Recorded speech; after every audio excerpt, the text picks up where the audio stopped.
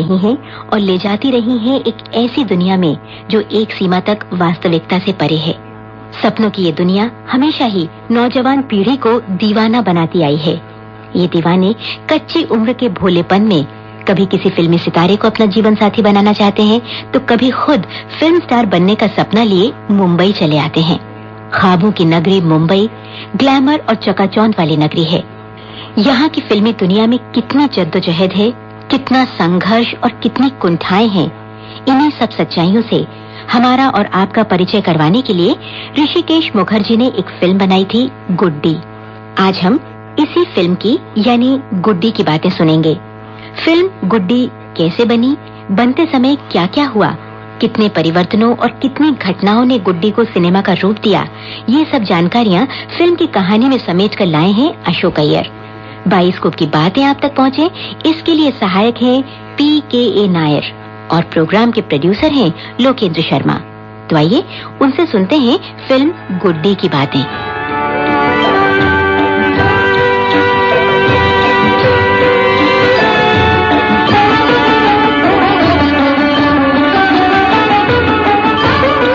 Hollywood की मशहूर film star जीना लोलो ब्रिगिडा से एक बार किसी पत्रकार ने पूछा था कि क्या फिल्मी पर्दे पर वही होता है जो जीवन में होता है, और जवाब में जीना लोलो ब्रिगिडा ने कहा था, जी नहीं, जो पर्दे पर होता है वही जीवन में हो सके इस बात की तमन्ना होती है।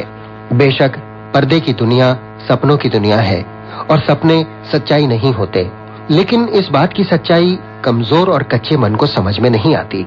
इसीलिए फिल्मों का दीवानापन लाखों करोड़ों दिलों पर छाया रहता है। इसी दीवानेपन की तस्वीर के पीछे की असली तस्वीर थी गुड्डी।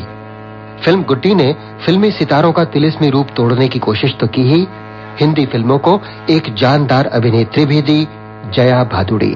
फिल्म गुड्डी में जया भादुड़ी ने फिल्म स्टार धर्मेंद्र की दीवानी एक ऐसी लड़की का रोल निभाया था जो धर्मेंद्र से ऐसा प्रेम करती थी कि उसकी तस्वीर से वो बातें किया करती। मेरा प्रेम सच्चा है, मैं हमेशा तुमसे प्रेम करती आई हूँ, तुम्हारी छवि से ही प्रेम था मुझे, इसीलिए तुम्हारी सभी फिल्में देखी हैं मैंने, एक भी नहीं छोड़ी। सन 1971 में रिलीज होने वाली फिल्म गुड्डी की कहानी के पीछे एक वाकया है। हुआ यूं कि एक बार ऋषिकेश मुखर्जी की मुलाकात एक सफर के दौरान नूतन और तनुजा की छोटी बहन चतुरा से हुई। हालांकि चतुरा अपनी बहनों की तरह न तो फिल्मों में आई और न ही उसे अभिनय का शौक था, मगर फिल्म स्टार्स के बारे में पूरे सफर के दौरान चतुरा ने इतनी बातें रस ले लेकर बताई कि ऋषिदा हैरान रह गए। उन्हें इस बात का एहसास हुआ कि युवा पीढ़ी फिल्म और फिल्म स्टारों से किस हद तक प्रभावित है। ऋषिदा ने यही आइडिया गुलजार को सुनाया और इस पर एक कहानी लिखने को कहा। गुलजार ने एक फिल्म हीरो और उस पर आसक्त एक किशोरी को आधार बनाकर जो कहानी लिखी, वही पर्दे पर आई फिल्म गुड्डी की शक्ल में। फिल्म में संवाद और गीत भी गुलजार के ही थे। गुड्डी का संगीत तैयार किया था वसंत देसाई ने। फिल्म गुड्डी से जहां एक तरफ जया भादुड़ी ने अपने करियर की शुरुआत की, वहीं एक नई गायिका भी हिंदी सिनेमा को इस फिल्म ने दी। ये गायिका थी वाणी जयराम, जो दक्षिण भारत से आई थी। उनकी आवाज में राग मियां मल्हार में गाया हुआ फिल्म गुड्डी का ये गाना बहुत लोकप्रिय हुआ था।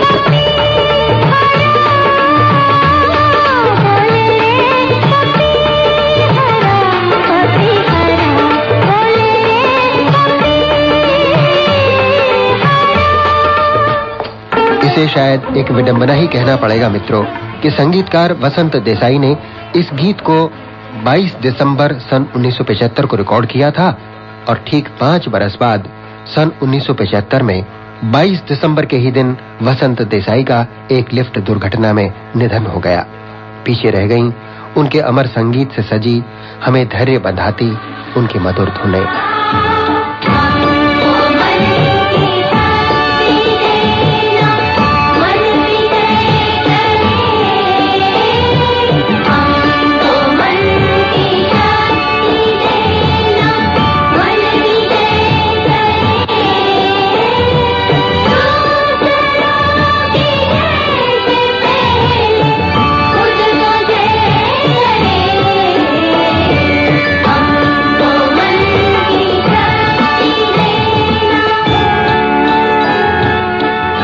फिल्म गुड्डी का एक और गीत वाणी जयराम की ही आवाज में रिकॉर्ड तो हुआ, लेकिन वो फिल्म में इस्तेमाल नहीं हो पाया। वो गाना था ये।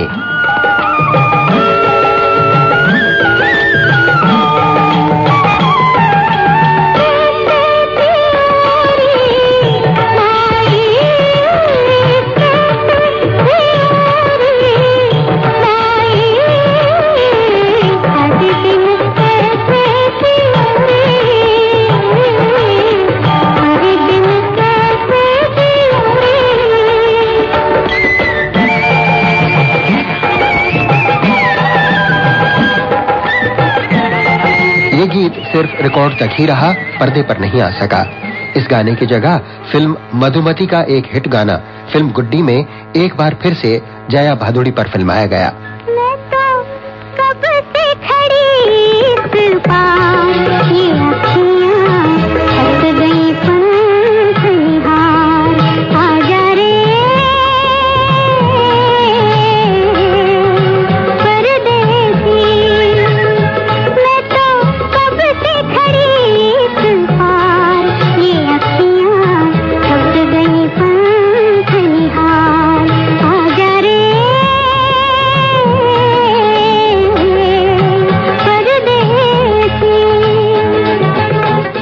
फिल्म असली नकली में देव आनंद और साधना पर फिल्माए गए इस गाने को भी गुड्डी में धर्मेंद्र और जया भादुड़ी पर एक बार फिर से नए अंदाज में फिल्माया गया था। तुझे जीवन की डोर से बांध लिया है तेरे जुल्मों से सितम कर आंखों पर।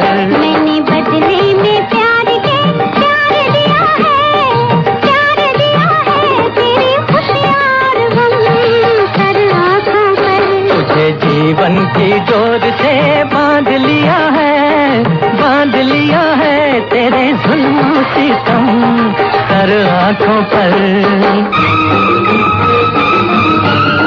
इसका मतलब ये हुआ दोस्तों कि फिल्म गुड्डी में वसंत देसाई के संगीतबद्ध किए हुए 2 गानों के अलावा सलिल चौधरी और शंकर जयकिशन की अमर धुनें भी मौजूद थीं। फिल्म गुड्डी के प्रमुख कलाकार थे जया भादुड़ी, समित भंज, सुमिता सान्याल, उत्पल दत्त, असरानी, ए.के. हंगल और विशेष भूमिका में या यूं कहिए अपने ही रूप में धर्मेंद्र। अभिनेता धर्मेंद्र की इस भूमिका से ये साबित किया गया था कि फिल्म स्टार भी आम इंसानों जैसे ही होते हैं, भावनाओं और संवेदनाओं से जुड़े हुए। फिल्म स्टार किसी और ग्रह के प्राणी जैसे नहीं होते, जैसा अक्सर उन्हें समझ लिया जाता है। इस फिल्मी दुनिया में रहकर भी ये दुनिया मुझे अजीब सी लगती है। शायद इसलिए कि मैं एक देहात का लड़का हूँ और एक देहाती लड़के से मिट्टी के ये सौंदर्य रिश्ते कभी नहीं टूटते। अपनी जमीनों पर खड़ा रहकर मैं कितना महफूज, कितना सुरक्षित महसूस किया करता था। मैं जानता था ये मिट्टी मुझे ही नहीं, मेरे साथ सबको रोटी देगी। लेकिन यहाँ हरदम उखड़ा उखड़ा महसूस करता हूँ। मैं जानता हूँ जब तक मैं ग्लैमर में हूँ, इन रोशनियों का मरकज, इन रोशनियों का केंद्र बना हुआ हूँ, लोग देखेंगे भी, तालियां भी बजाएंगे। और जिस दिन इन रोशनियों ने मुंह फेर लिया, एक ऐसे अंधेरे में गुम हो जाऊंगा जहाँ कोई नहीं पूछेगा।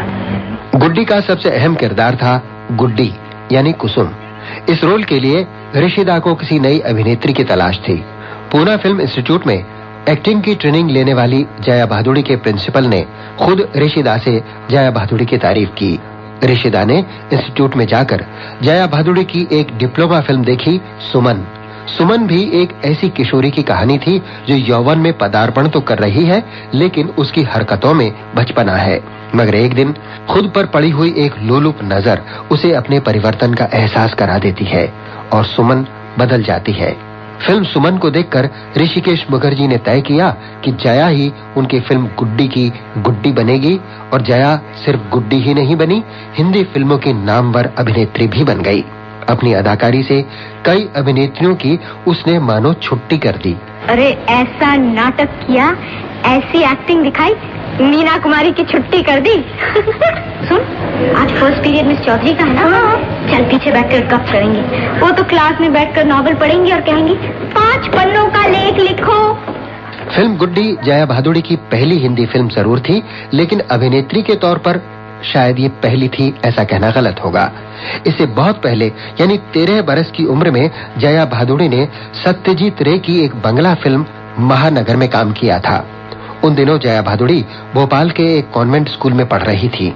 बाद में जब फिल्म इंस्टीट्यूट में दाखिले के वक्त जया ने सत्यजीत रे से सर्टिफिकेट चाहा तो उन्होंने कहा, मेरे ख्याल से तुम्हें एक्टिंग के लिए कोई ट्रेनिंग लेने की जरूरत है ही नहीं।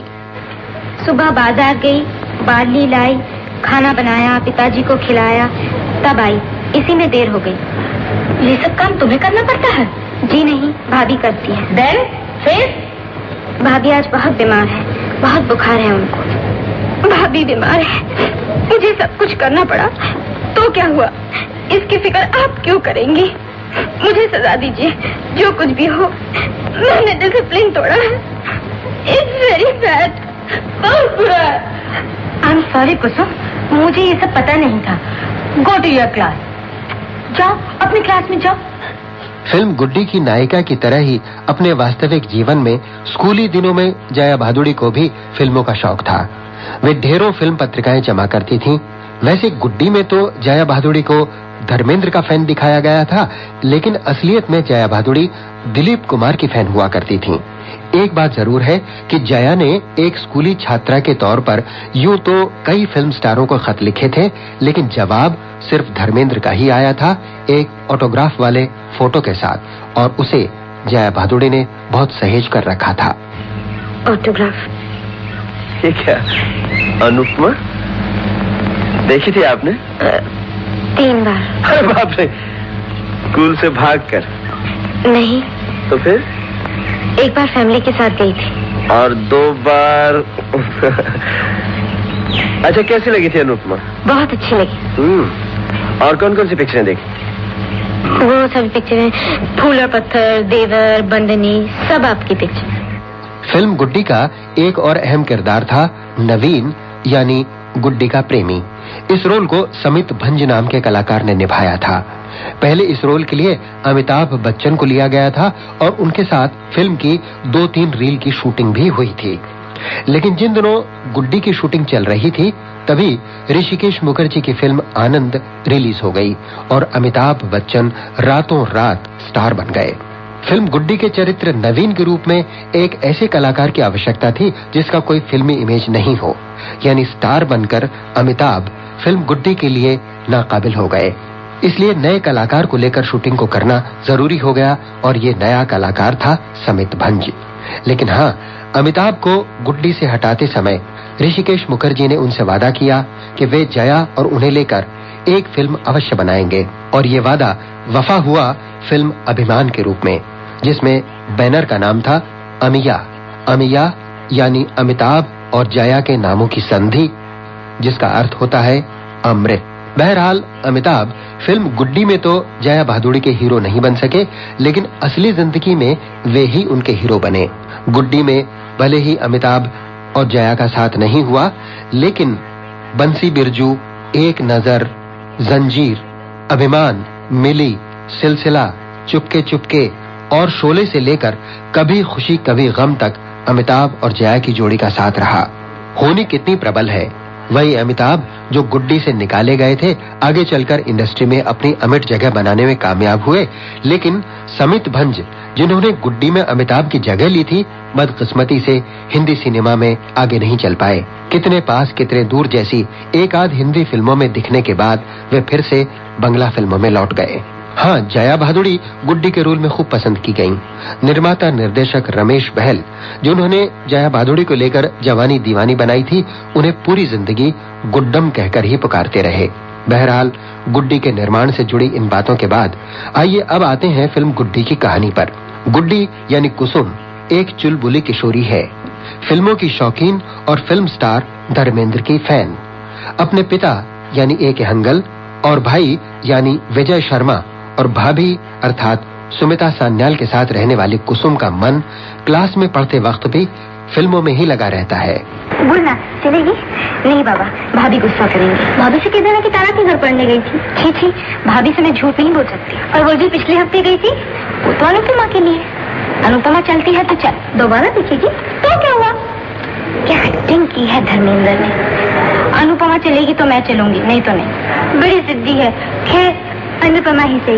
या दिल के सुनो दुनिया वालों, या मुझको अभी चुप रहने दो, मैं गम को खुशी कैसे कह दूं, जो कहते हैं उनको कहने दो। या दिल के सुनो दुनिया वालों, या मुझको अभी। क्लासेस को छोड़कर फिल्में देखने वाली और देर से घर लौटने वाली गुड्डी के पास बहाना था स्पेशल क्लास का, लेकिन उसकी भाभी भी कम नहीं थी। आज इतनी देर कहाँ की? आज वो भाभी स्पेशल क्लास थी, टीचर टेस्ट ले रही थी। लेकिन मैं तो स्कूल गई थी, मालूम हुआ कि 1:30 बजे छुट्टी हो गई। पिताजी तो कह रहे थे कि तुम 10 बार ऊपर नीचे कर रही थी, तो स्कूल कब गई? झूठी मुई, ये क्या है? फिर पिक्चर देखने गई थी। किसके साथ गई थी? लता और तारा। बुद्धि, ये तो बता, कहीं इम्तिहान में नंबर कम हो गए तो सब क्या सोचेंगे? यही ना कि माँ जी के बाद गुड्डी का किसी ने ख्याल नहीं किया। सब मुझे ही दोष देंगे, कहेंगे भाभी माँ थोड़ी होती है। कुसुम की भाभी की चिंता अपनी जगह थी, लेकिन गुड्डी की दीवानगी अपनी जगह। भैया ने उसे एक फ्रॉक भेंट किया था, पहनकर उसने भाभी को दिखाया। कैसा है भाभी? बहुत छोटा है। ओह वो भाभी, आजकल यही स्टाइल है, इसे मिनी फ्रॉक कहते हैं। स्टाइल मैं नहीं जानती हूँ, तो अब बड़ी हो गई है, साड़ी पहनना से। देखो माला सिन्हा भी तो मुझसे कितनी बड़ी है, वो भी तो पहनती है पैसा या प्यार में। मैं जाती हूँ खेलने तावा के साथ। गुड्डी छोटे और बड़े होने की दहलीज पर खड़ी थी। छोटी वो रही नहीं थी और बड़ी अभी हुई नहीं थी। इसी दौरान कुसुम की भाभी का भाई नवीन यानी समित भंज बंबई से एक इंटरव्यू के लिए कुसुम के घर आया। अरे नवीन आ गए ना किशन लेने नहीं क्या? आ रहे हैं जीजा जी, बाहर है। लेकिन ये क्या बाबूजी? क्या 1 साल पहले बिल्कुल इसी तरह मैं मोहर छोड़ के गया था, अभी तक अब चाल ही नहीं चले। जरा खेल के देखो, फिर मालूम होगा 1 साल में क्या हुआ। तो हो जाएगा, हो जाए। बैठो। नवीन के साथ पिक्चर जाने के लिए हमेशा फ्रॉक पहनने वाली कुसुम ने भाभी के कहने पर जब साड़ी पहनी तो किसकी लड़की है बहू? अपनी गुड्डी है पिताजी। देखो देखो देखो, अरे मैंने तो पहचाना ही नहीं, इतनी बड़ी कब हो गई? कितनी प्यारी लगती है साड़ी में। कहती हो गुड्डी और पहनो साड़ी। अच्छा बाबा, अब तुझे गुड्डी नहीं कुसुम कह के बुलाएंगे। और गीत को तो हर किस नहीं बुला सकते। नवीन, खबरदार जो तूने गीत को कुसुम को और कुछ कहा तू। अब जाओ भी ना तुम लोग, 6 तो यहीं बजा दिए। नवीन और कुसुम को लेकर कुसुम के पिता, भाई और भाभी कुछ और ही मंसूबे बना रहे थे। देखा कितनी बड़ी हो गई। मैं तो नहीं देखना चाहता, नहीं तो एक और चिंता लग जाएगी, उसकी शादी की। हाँ, जैसे तुम ही कुछ करोगे, ये चिंता भी तो मेरी है। मुझे ही सब कुछ करना पड़ता। कुछ कर लिया है क्या? किया तो नहीं, लेकिन सोच लिया है। क्या? नवीन के लिए मामा जी से बात करूंगी। अच्छा विचार है बहू। दहेज वहेज की भी जरूरत नहीं पड़ेगी, और मास्टर जी तो वैसे ही बहुत खिलाफ हैं दहेज के। बहू तू बहुत दिनों से बंबई नहीं गई ना, तो ऐसा कर, गुड्डी के इम्तिहान हो जाए तो ले जाए साथ अपने। मामा जी से मुलाकात हो जाएगी और बातें भी कर लेना। नवीन खुद भी कुसुम को चाहता था, तभी कुसुम को पिक्चर न ले जाकर पुरानी मूर्तियों की गुफाएं दिखाने के लिए ले आया, जहां वो सुकून के साथ कुसुम से चंद बातें कर सके। आज सिनेमा गए होते तो क्या बिगड़ जाता? तुम्हें सिनेमा अच्छा नहीं लगता और ये टूटी फूटी मूर्तियां अच्छी लगती हैं, और क्या? कुसुम जरा सोचो, आज से हजारों साल पहले ये मूर्तियां बनाई गई थी, और आज यहाँ तुम और मैं। तुम्हें ऐसा नहीं लगता कि हजारों साल पहले शायद यहीं तुम और मैं? जिंदगी में यही डायलॉग था ना? ओहो, क्या सिनेमा के सिवा और कुछ नहीं सोच सकती? सच, मुझे सिनेमा बहुत पसंद है।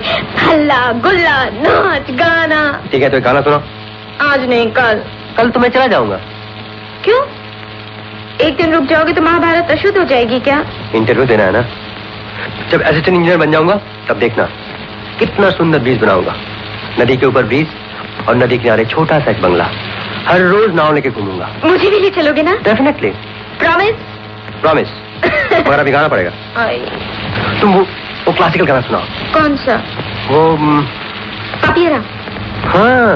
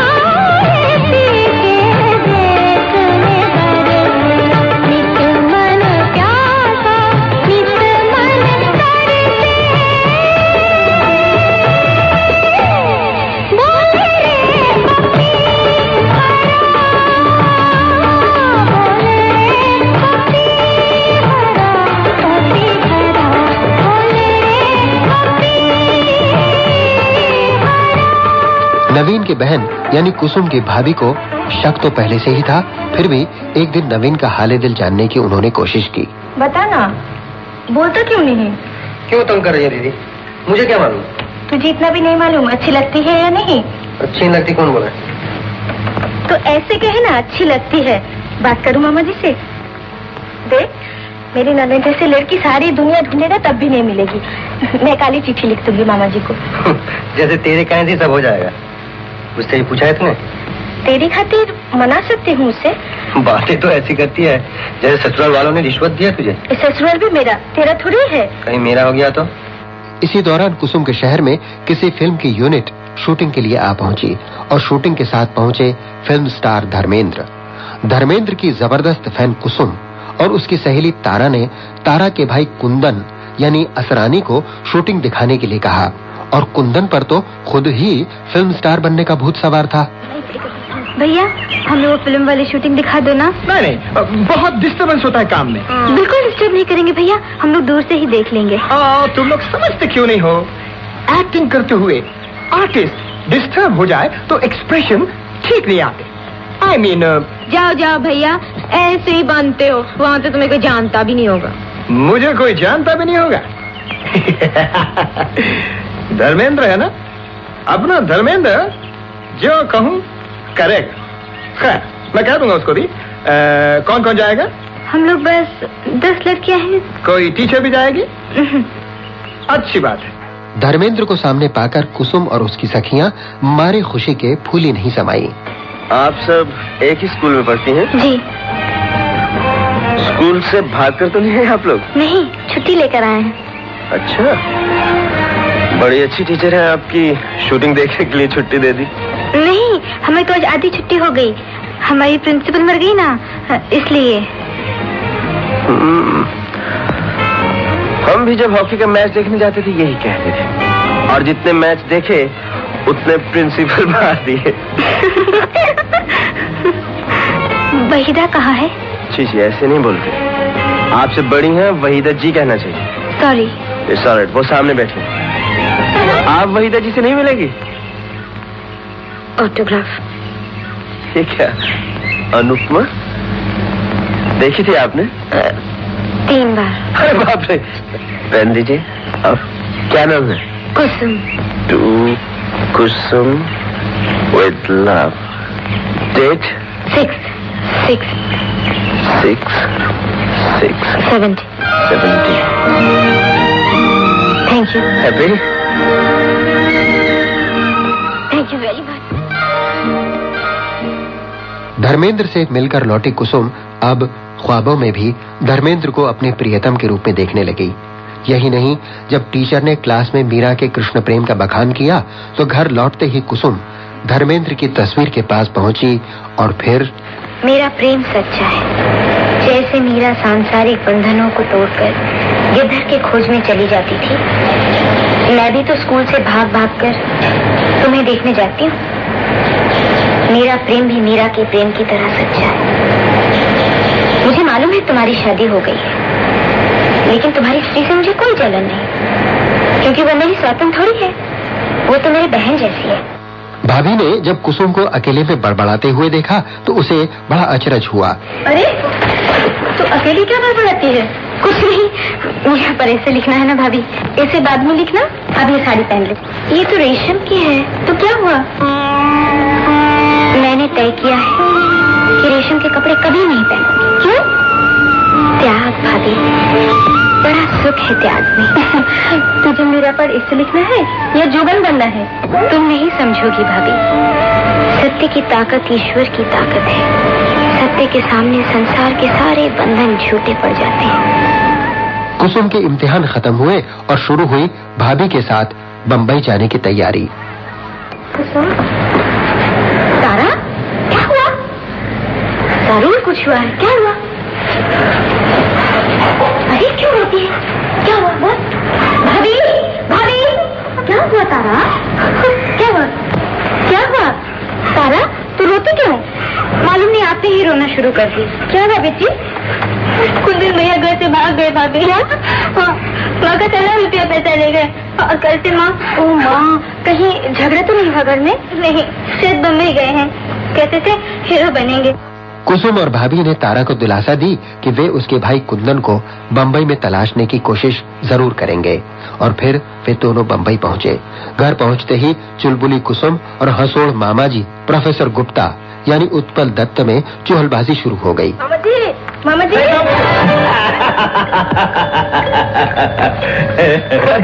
आते ही पकड़ी गई थी। देखो तो ये क्या तरीका है? न सलाम, न दुआ, न नमस्ते, न पाँव छुए। Over over.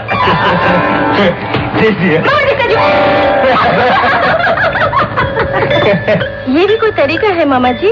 नमस्ते का जवाब नहीं, पाँव छुए भी तो आशीर्वाद नहीं देते। बुढ़िया बोहर कहते बेचारी मामा जी। एक शर्त पर छोड़ूंगी मामा जी, अभी आप हाथ पैर नहीं हिलाएंगे, सिर्फ आंख झपका कर जवाब देंगे। आइसक्रीम खिलाएंगे? चले चलेंगे? और कुछ चाहिए भाभी? बोलो बोलो।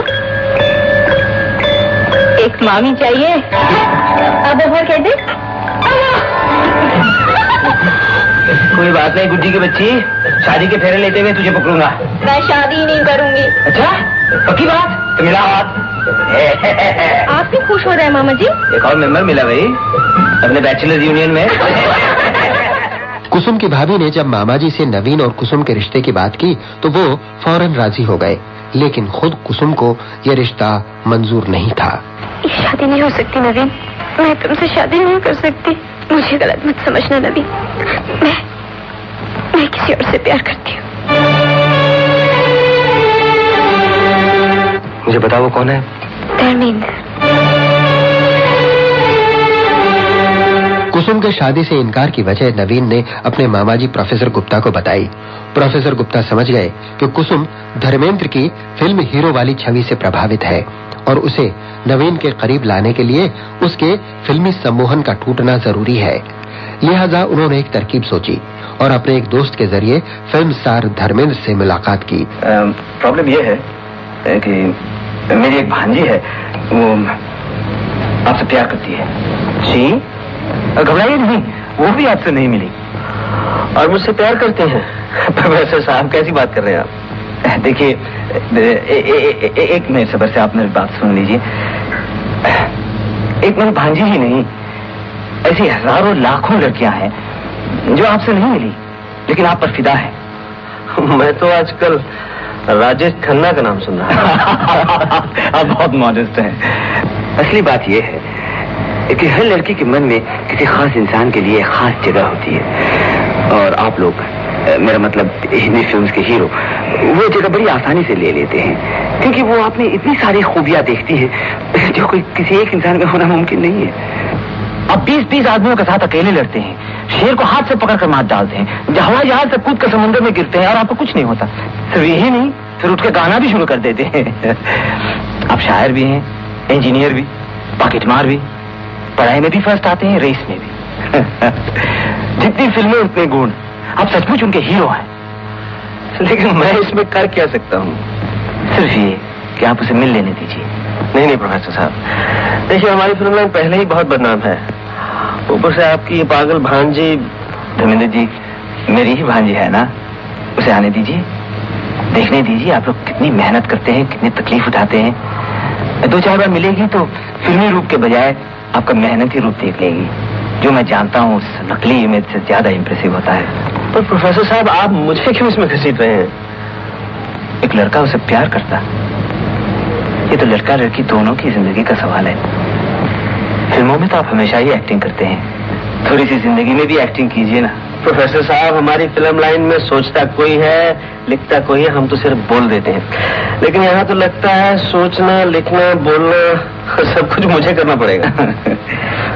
देखिए, देश पांडे ने मुझे आपके बारे में सब कुछ बताया, इसलिए मुझे ये प्रपोजल आपके पास रखने की हिम्मत हुई है। एक बात है धर्मेंद्र जी, लड़की को इस प्लान के बारे में पता चलना नहीं चाहिए, उसे लगना चाहिए जैसे कि अचानक आपसे भेंट हो गई। प्रोफेसर गुप्ता प्लान के मुताबिक नवीन और कुसुम को धर्मेंद्र की शूटिंग पर ले आए। धर्मेंद्र को एक बार फिर सामने पाकर कुसुम जैसे सपनों की दुनिया में खो गई। उसे लगा मानो धर्मेंद्र उसे अनुपमा की नायिका की तरह ऐसा कुछ कहेगा। अरे कुसुम जी, आप, मैंने तो सोचा भी नहीं था जिंदगी में फिर आपसे मुलाकात है। याद है उस दिन आउटडोर में मुलाकात हुई थी? आपने देखते ही पहचान लिया? जिसने आपको एक बार देख लिया तो क्या कभी भूल सकता है? ऐसी क्या खूबी है मुझ में? ये शायद आप नहीं जानती। कभी आईने के सामने खड़ी होकर मुस्कुराइए, आपको खुद पता चल जाएगा आपकी आंखें कितनी खूबसूरत हैं। लेकिन ये तो सपना था, हकीकत में ऐसा कुछ नहीं हुआ। धर्मेंद्र को तो शायद कुसुम की याद भी नहीं थी। गुड्डी, वहाँ क्या खड़ी है? नवीन जी, ये है नवीन, मेरा भांजा, और ये कुसुम मेरी भांजी के पति की बहन। मेरी क्या जाने भी दीजिए, मेरी गुड्डी। आप बैठिए। कुसुम शॉट रेडी है, मैं एक शॉट लेकर जाता हूँ। जी चलिए ना एक रिहर्सल। उस समय धर्मेंद्र पर पियानो पर एक गाना फिल्माया जा रहा था। आज का साथ हंसी है, आज की रात जवान, आज की रात तो जी लो, कल का होश कहाँ, होश कहाँ, होश कहाँ। शॉट देकर जब धर्मेंद्र वापस अपनी जगह आए तो उन्होंने इस नकली दुनिया के कई राज खोले।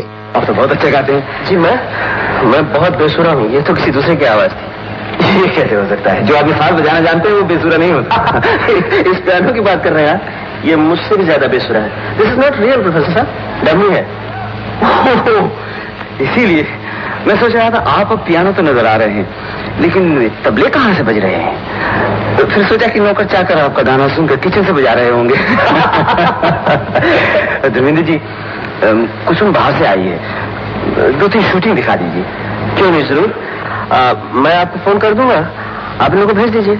दूसरी बार जब कुसुम और नवीन स्टूडियो गए तो वहां धर्मेंद्र और प्राण की शूटिंग का एक दृश्य चल रहा था। प्राण नवीन के व्यक्तित्व से प्रभावित हो गए। आप फिल्म में काम करते हैं? जी नहीं। करना चाहते हैं? जी नहीं। अरे भाई क्यों नहीं, अच्छी खासी पर्सनैलिटी है, हैंडसम फेस, कर ली है और बिल्कुल धर्मेंद्र की तरह हट्टे कट्टे, मेरा मतलब है कि ही मैन। अगर कहो तो किसी प्रोड्यूसर से बात करूं, any producer will give you a chance. जी नहीं, आई एम नॉट इंटरेस्टेड। मैं जो हूँ, जिस काम में हूँ, वही अच्छा है मेरे लिए। कमाल है, ये पहला आदमी है जैसे फिल्म का ग्लैमर ही नहीं है। सेट पर जब धर्मेंद्र ने प्राण की घड़ी की तारीफ की तो प्राण ने अपनी घड़ी उतारकर उन्हें तोहफे के रूप में दे दी। लेकिन कुसुम जो प्राण के फिल्मी रूप से भयभीत रहती थी, एकाएक बोल उठी, आप मत लीजिए इस घड़ी को, जरूर कुछ मतलब होगा। मतलब? हाँ, ये बगैर किसी मतलब का कोई काम नहीं करते। इसलिए कि ये फिल्मों में विलन का रोल करते हैं। असल जिंदगी में ये आदमी हातमताई से कम नहीं है, हमेशा दूसरों के भले में लगे रहते हैं। हमारी फिल्म में अजीब है प्रोफेसर साहब, एक शरीफ आदमी को विलन का रोल करना पड़ता है और मुझ जैसे को हीरो। चलो ना हीरो, साथ रेडी है, चलो। एक तरफ धर्मेंद्र कुसुम को शूटिंग पर बुलाकर फिल्मी दुनिया की सच्चाई से वाकिफ करवा रहे थे, तो दूसरी तरफ नवीन को उसकी नजरों में हीरो बनाने की कोशिश भी कर रहे थे। तभी तो एक दिन बैडमिंटन खेलते वक्त धर्मेंद्र ने नवीन से जानबूझकर हारना गवारा कर लिया। अरे नवीन, तुम तो सचमुच बहुत अच्छा खेल रहे हो। कहाँ इतनी प्रैक्टिस की? पसीने छुड़ा दी मेरे यार। जानबूझकर हारना तो खेलने की जरूरत है। मोटे, तेरी बुद्धि भी मोटी है, बात तेरी समझ में नहीं आएगी। नवीन, तुम दोनों भगवान के साथ घर आ जाओ। एक बार जैसे ही कुसुम और नवीन स्टूडियो से बाहर आए तो 2 नकाबपोश गुंडों ने कुसुम पर हमला कर दिया।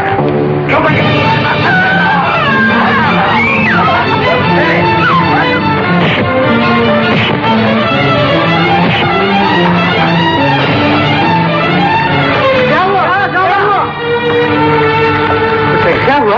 गुंडे थे। गुंडे? इस मोहल्ले में भी गुंडे? आजकल गुंडे कहाँ नहीं है। नवीन ने अपनी बहादुरी दिखाकर उन दोनों नकाबपोश बदमाशों को मार भगाया। ठीक है, फिल्मी हीरोइन की तरह साड़ी फाड़ के पट्टी बांधने की कोशिश मत करो। देखा, मुझे लड़ने के लिए डुप्लीकेट की जरूरत नहीं पड़ती। चलो बैठो। दरअसल कुसुम पर हमला करने वाले ये दोनों नकाबपोश कोई और नहीं, खुद मामाजी यानी प्रोफेसर गुप्ता और धर्मेंद्र थे, जिनका ये एक नया प्लान था। माय गॉड, प्रोफेसर साहब, आपका भांजा बहुत तेज है। क्या था उसके हाथ में? घुसा, देखा नहीं आपने? एक ही घुसे में नीचे के सारे दांत हिल गए मेरे। प्रोफेसर साहब, अपने तो ऊपर के भी गए। उसे कॉन्फिडेंस में ले लिया होता तो शायद ये हालत ना होती। नहीं प्रोफेसर साहब, बहुत सेल्फ रिस्पेक्टिंग लड़का है वो, शायद कभी नहीं मानता। चलिए आपको घर छोड़। प्रोफेसर गुप्ता और धर्मेंद्र की कोशिशें रंग लाने लगी थीं। तभी तो जब प्रोफेसर गुप्ता घर पहुंचे तो मामा जी, नवीन बहुत बहादुर लड़का है। अरे उसका नाम मत ले, ये एक कप गर्म चाय लिया।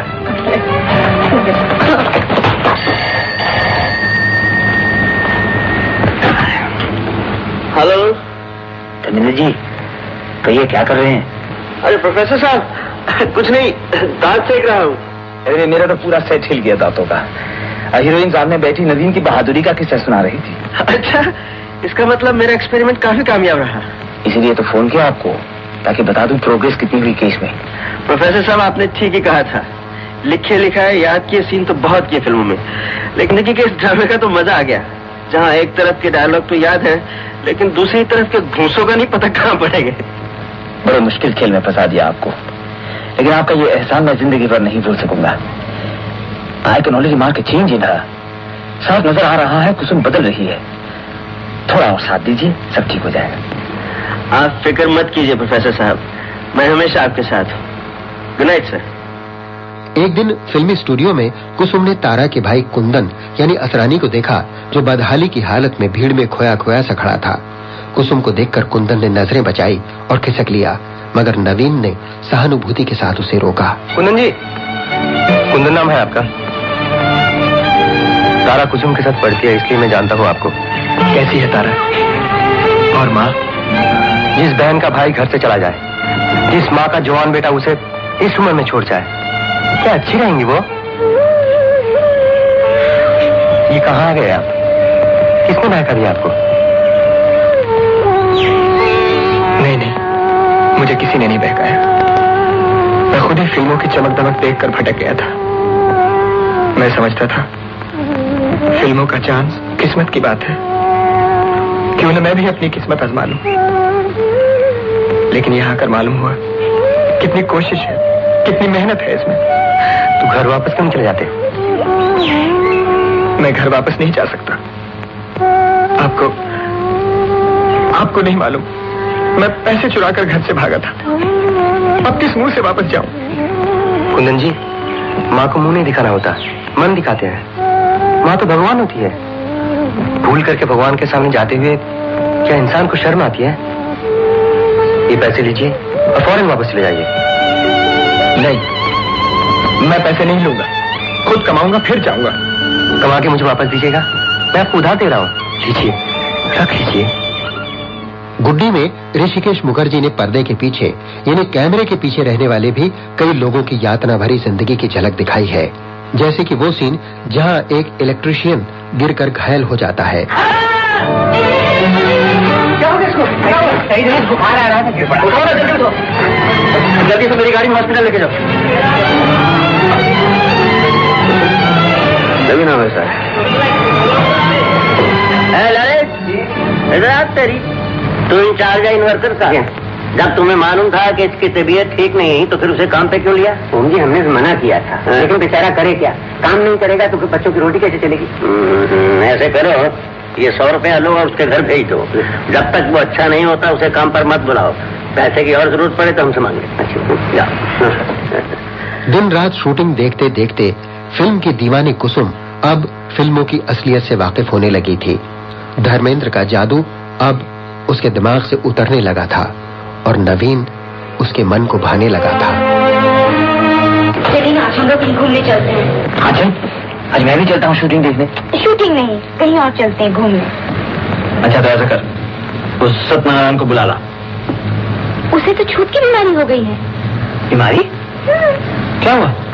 आपके साथ रहते रहते पढ़ने की आदत हो गई थी, अब तो लिखना भी शुरू कर दिया है। इतना सीरियसली बैठा है जैसे स्कूल से होमवर्क मिला हो। तो जा मना उसे, और न माने तो जबरदस्ती उठा दे टेबल से। जबरदस्ती? अरे मुझसे 4 गुना बड़ा है मोटू। देख, यहाँ ताकत ना चले वहाँ अक्ल चलानी चाहिए। ओफो बस करो, 3 दिन से तो ऐसे लिख रहे हो जैसे महाकवि कालिदास हूँ। कुसुम डिस्टर्ब मत करो। डिस्टर्ब मत करो, चलो ना कहीं बाहर चलें। मामा जी को ले जाओ, मुझे शूटिंग में नहीं जाना है। ओफो शूटिंग नहीं, कहीं और चलेंगे। हाँ, मैं शूटिंग देख देख कर बोर हो गई हूँ। शूटिंग से बोर हो गई? हाँ, झूठ मूठ कुछ करते रहते हैं, सब बनावट है। अरे धर्मेंद्र की शूटिंग से भी बोर गई? धर्मेंद्र की शूटिंग है तो क्या हुआ? ऐसे क्यों देख रहे हो? देख नहीं रहा, सुन रहा हूँ। क्या? भूत के मुंह से राम नाम। मजाक छोड़ो, चलो चलो ना। काला चश्मा पहने हो ना, शायद देख नहीं सकती, मैं काम कर रहा हूँ। तो भी तुम नहीं चलोगे? नहीं, जब तक इतना खत्म नहीं होता। मजाक मुझे अच्छा लगता। कुसुम ने एक दिन नवीन की डायरी पढ़ी, जिसमें उसने फिल्मी दुनिया की हकीकत और अपने कटु अनुभव लिखे थे। इस फिल्मी दुनिया की चमक दमक भी अजीब है। शीशों के टुकड़े जड़े हुए हैं, जब रोशनी पड़ती है तो हीरे पन्नों की तरह दमकते हैं। रोशनियां बुझ जाए तो नंगे काट कागज के सिवा कुछ नजर नहीं आता। एक हीरो देशभक्त नेता का रोल अदा करते हुए कितना फख्र महसूस करता है। एक गरीब मजदूर के हक में डायलॉग बोलते हुए उसका चेहरा कैसे दमक उठता है। लेकिन जब सीन खत्म हो जाए, वो रोल गुजर जाए, तो क्या अपना आप खोखला नहीं लगता उसे? उसके सामने काम करते हुए मजदूरों को जब 2 वक्त की रोटी भी नसीब नहीं होती, तो क्या ये ख्याल नहीं आता वो देश का नेता नहीं, सिर्फ अभिनेता है? आज तक तो बनी बनाई फिल्में एयर कंडीशन थिएटरों में देखी थी, लेकिन उन स्टूडियोज में जाकर इतने दर्द देखे हैं कि लगता नहीं फिर कभी थिएटर में जाकर हंस सकूंगा। कितना बड़ा फर्क है, एक ही फिल्म से एक लाखों कमाता है और दूसरा फांकों पे गुजारा करता है। ये फर्क ही शायद सबसे बड़ा रोग है इस इंडस्ट्री का। लेकिन इस इंडस्ट्री का ही क्यों? क्या यही फर्क हमारे सारे देश का रोग नहीं है? फिल्मी दुनिया की हकीकत जान चुकी कुसुम अब पूरी तरह नवीन के प्रेम में डूब चुकी थी, लेकिन नवीन आज भी उसके रवैये की वजह से उसे खिंचा खिंचा रहता था।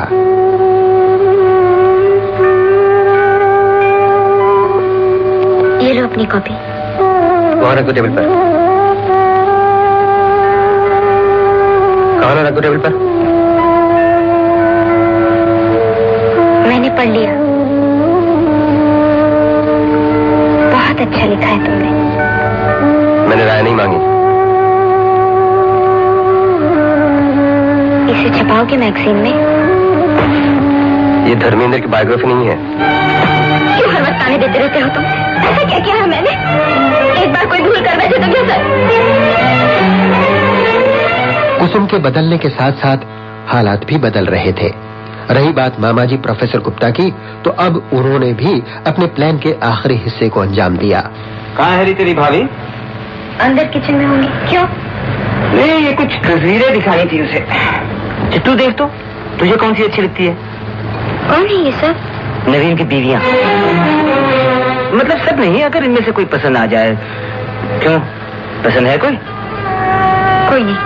कोई नहीं? ऐसी अनमनी सी क्यों बैठी है? मुझे वापस जाना है मामा जी, पिताजी के पास। लो, कहाँ से कहाँ पहुँच गई? ऐसी क्या जल्दी है? नहीं, मुझे जाना है।